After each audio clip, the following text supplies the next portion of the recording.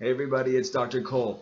Today we're going to talk about a topic that I get asked probably the most, and I see patients all over the country the most dealing with this problem, and it's the subject of weight loss resistance. So many people are, no matter what they do as far as diet and as far as exercise, they're dealing with this stubborn weight loss resistance.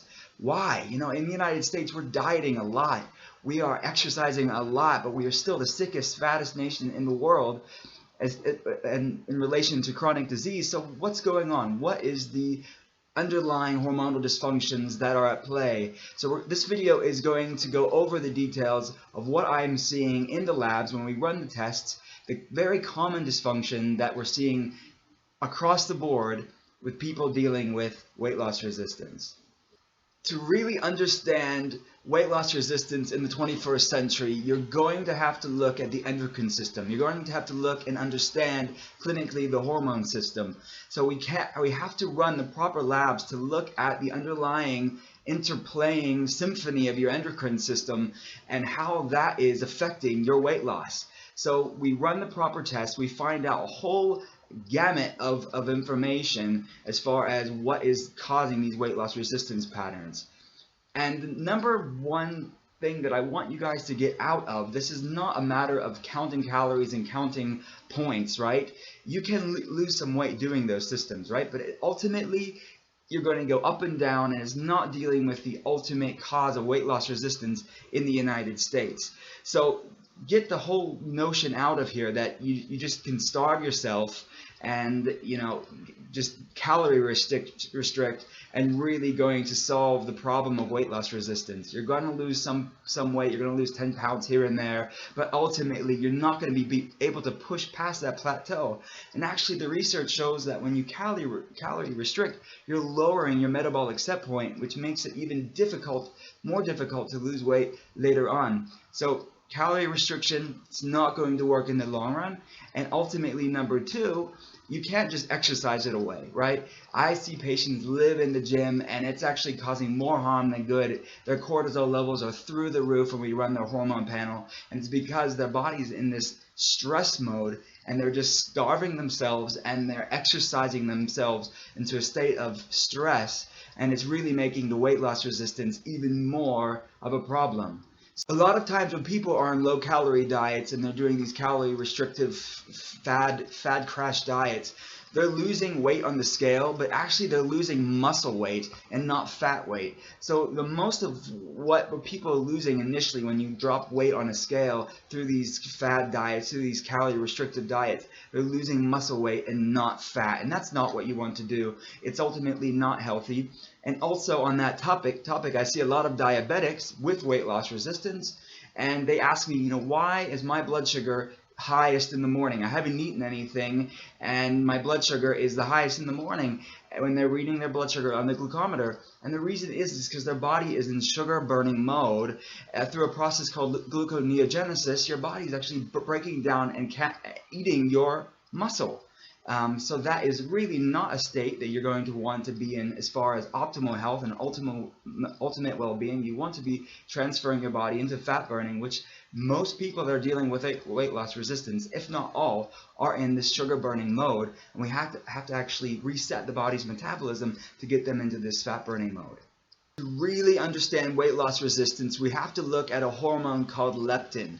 In the 80s and before the 80s, everyone thought the fat cells, and many people even today still believe that antiquated belief system, the fat cells have no role to play in the body, and they're just like sort of gross things that you want to get rid of. But the facts is that your fat cells are an intelligent system for the endocrine system. They produce hormones, and they're communicators with the rest of the body. Specifically, when it is relating to weight loss resistance, it's communicating with the brain, or the hypothalamus of the brain. So your fat cells produce a hormone called leptin. Leptin was only discovered recently in the mid-1990s, so it's something that's fairly new in the research. A lot of your PCPs, a lot of your endocrinologists possibly aren't up to date when it comes to the scientific literature and how leptin resistance, as really the resistance pattern we're going to talk about today, is affecting people with weight loss resistance. And until you understand leptin and until you deal with this resistance pattern, this hormone dysregulation pattern, you're going to be struggling with weight loss resistance until you take care of this. So leptin, it's produced by your fat cells, and it's supposed to tell your brain, hey, I'm full, and start to burn fat for energy. But a lot of people have a dysfunctional pattern called leptin resistance, which is very similar to insulin resistance with type 2 diabetics. So we have this resistance pattern that we're going to talk about, and it really is going to hopefully shed some light on why you're going through these problems and why it's so difficult for you to lose weight. Throughout the ages, the human species has adapted and was designed to go and to be able to tolerate times of feast and times of famine. So let's look at what happens and what our body was designed to do. Through times of feast, and I am a prolific artist, so follow with me here. This is times of feast, and this is to represent your brain. Our brain is communicating with our fat cells. So when you have normal amounts of fat in times of feast, your fat cells are communicating with your brain. Or are they? They're communicating with your brain. So they're going up to the brain, they're going up to the hypothalamus of the brain, and it's saying, we have sufficient amount of ourselves. You have sufficient fat stores. So what happens? Your appetite goes down and your metabolism goes up and you have fat burning. This is what our body has adapted through the ages to deal with times of feast. And it's what happens in normal healthy people even today. So times of feast, it's normal, it's what's supposed to happen when you have normal fat amounts. So what has happened throughout the ages when it comes to times of famine, when there wasn't a lot of nutrients, when there wasn't a lot of food? So this is what happened during times of famine. Our brain and our fat cells here, again, we don't have, our fat cell reserves are not as full as they should be because it's a famine, right?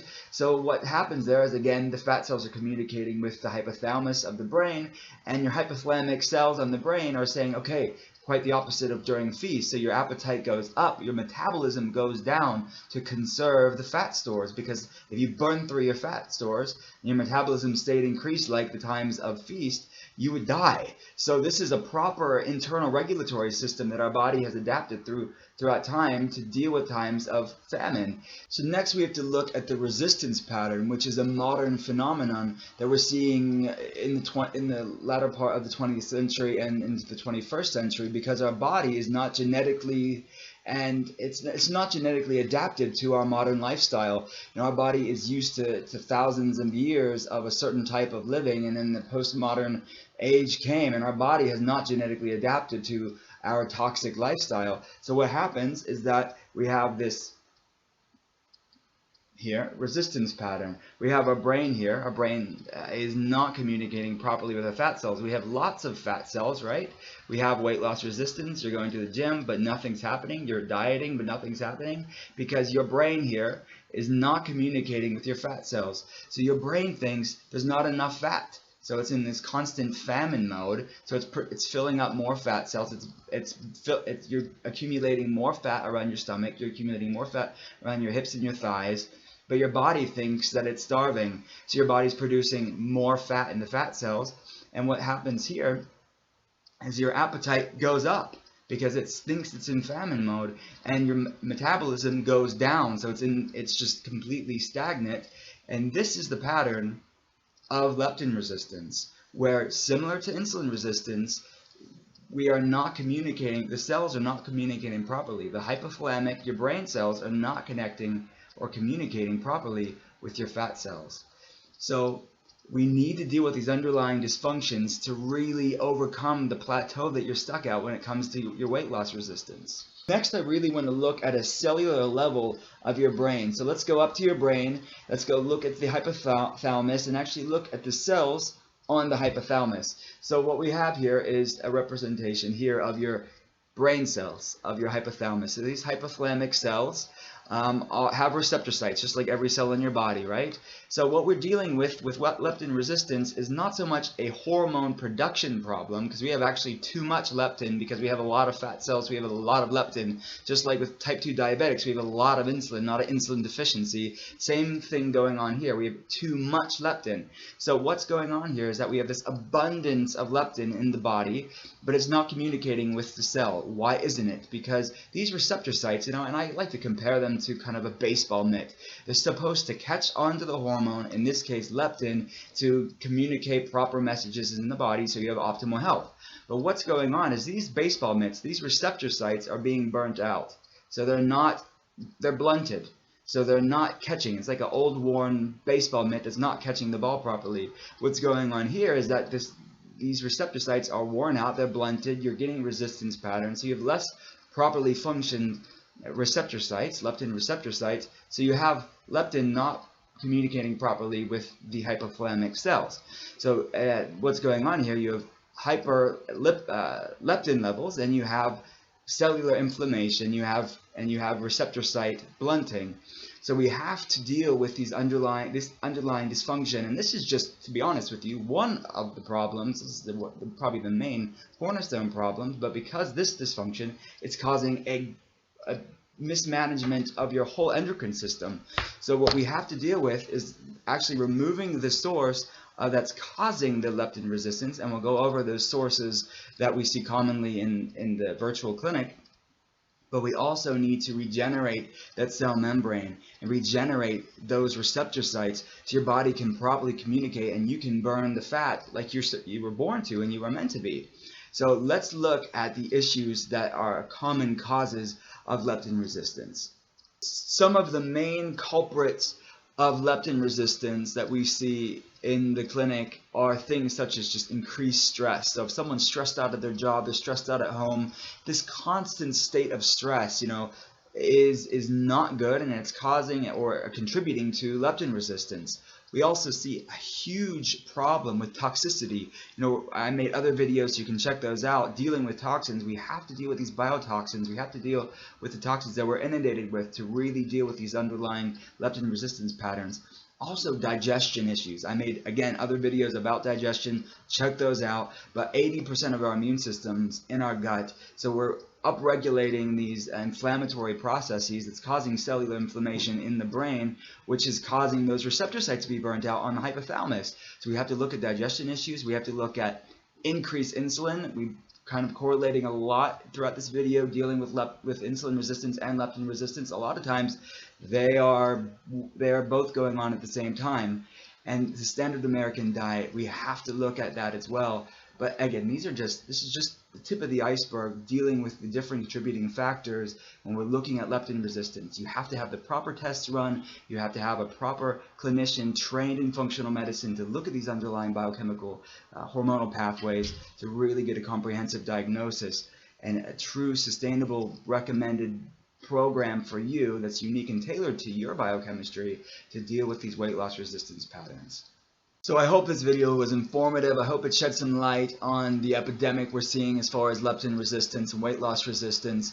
I hope that you enjoyed my Da Vinci type art skills. Hopefully it did it justice. It was simplified, but hopefully you got the point. We got the point across.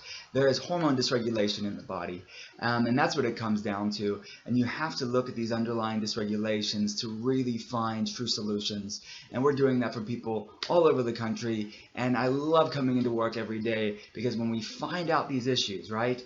I don't want to tell anybody they have leptin resistance or have these horrible chronic issues, right? But when you find them out, then you can do something about it. And that is exciting. And it's when you sort of open up the floodgates of information that we can find out through these proper labs, then it's like, wow, it wasn't just in my head, or it wasn't just, all this guilt that goes along with losing weight, and you're just completely shamed because you're having trouble losing weight and you don't know why you can't lose it. Remove that guilt. because ultimately it's just at a certain point it's out of your control, and you can starve yourself, you can go on these fad diets, you can live in the gym, but when that weight's not coming off, there's a reason why, and it's not because you're a bad person or because you are somehow just broken and there's no hope for you. There is hope for you. You can be remended. You can get balanced up again through functional medicine. So check out drwillcole.com, check out the Facebook page and the YouTube channel here to find out more information and get true solutions for the problems you're going through.